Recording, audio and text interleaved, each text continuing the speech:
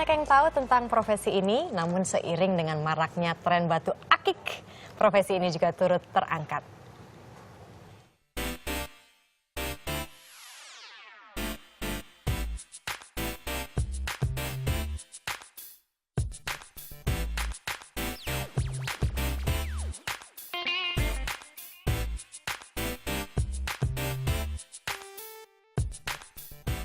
Geologi ya, ilmu geologi bukan? Oh, kurang tahu saya. Nggak tahu. Enggak sih. Yang di bidang gemologikal, kurangnya tahu begitu. Lab kan sekarang mainnya gitu, main date. Menarik, berkilau dan mempesona. Inilah batu-batu permata yang kini tengah menjadi primadona. Keunikannya dapat menghipnotis tiap pasang mata yang melihatnya. Layaknya kembang desa yang menjadi pujaan, setiap batu unik menjadi incaran. Tak heran, kolektor-kolektor selalu menyerbu para pedagang. Namun di tengah tren ini banyak orang yang justru tertipu gemerlap batu palsu. Oknum-oknum bermunculan edarkan batu sintetis hingga imitasi. Untuk itulah profesi gemologis hadir. Memecah kebuntuan akan keaslian sebuah batu permata yang sulit ditentukan mata telanjang. Memeriksa hingga mengidentifikasi ciri makanannya sehari-hari. Seorang gemologis ini bertanggung jawab atas kredibilitas si pemilik batu. Artinya apa? Kalau gemologis asal-asalan meriksa batu, itu kan merugikan si konsumen kan? Itu yang nggak boleh terjadi. Jadi kita benar-benar harus responsibel sama apa yang kita teliti. Gemologis artinya orang yang menguasai ilmu tentang permata dan bebatuan alam. Meski masih awam, di Indonesia kini terdapat sekitar 150 hingga 200 orang yang secara profesional berprofesi sebagai gemologis. Biasanya, mereka tersebar di pegadaian-pegadaian ataupun laboratorium-laboratorium independen.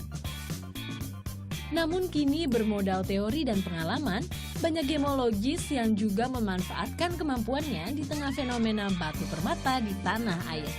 Apalagi tak perlu kuliah bertahun-tahun untuk menjadi seorang gemologis. Pertama gini, kuliahnya nggak lama. Kuliah 7 bulan. Walaupun pertama kali aku nggak tahu kalau ternyata sesulit itu untuk jadi gemologis gitu. Tapi ya tantangannya banyak. Jadi ya it's challenge me aja gitu untuk jadi seorang apalagi gemologis ini profesi yang belum banyak diketahui orang. Selain meneliti keaslian, seorang gemologis pun berperan dalam proses sertifikasi sebuah batu permata. Apalagi bagi kolektor atau pemilik batu, mendapatkan sertifikat bukanlah hal mudah. Sejumlah tahap harus dilalui. Batu didaftarkan ke laboratorium, lalu diberi nomor barcode untuk selanjutnya masuk ke proses foto. Saya datang 1 minggu sekali sini. Di setiap minggu saya datang sini, saya beli batu. Saya mau bikin periksa batu sini, asli enggak, palsu enggak. Saya bikin sertifikat ini, saya percaya ini. Terbantu sekali sih, jadi kan kita bisa tahu asli enggaknya batu ya gitu. Dan dari jenis apa maupun asal negaranya mana gitu. Kemudian, dengan dibantu beberapa alat, gemologis meneliti batu permata. Di antaranya refraktometer untuk mengetahui indeks kerapatan jenis batu, mikroskop untuk menguji karakteristik dan keaslian batu, spektroskop untuk mengetahui asal negara, hingga Chelsea filter untuk mengetahui penambahan zat pewarna. Jika keasliannya sudah teruji, maka detail batu akan dimasukkan ke bank data. Kemudian dicetak menjadi sebuah e-sertifikat. Ada beberapa jenis sertifikat yang bisa menjadi pilihan. Di antaranya yang berbentuk ID card atau kartu pengenal. Lalu, sertifikat berbahan kertas khusus ukuran kecil, hingga sertifikat kertas berukuran besar ini. Meskipun bentuknya berbeda, pada dasarnya semua jenis sertifikat ini memiliki fungsi yang sama, yakni identitas resmi batu permata. Tahap akhir adalah penandatanganan sertifikat. Disinilah kapabilitas seorang gemologis dipertaruhkan.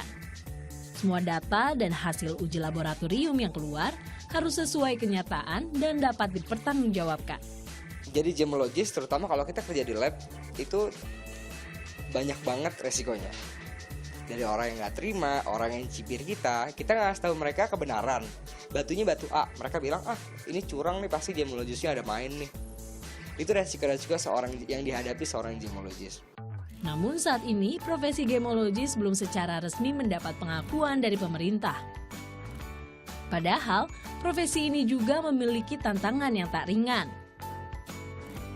Minimnya pengetahuan masyarakat akan batu permata mengharuskan mereka terus mengedukasi tentang ragam bebatuan mulia. Indra Lita, Wahyu Krisna melaporkan untuk NET.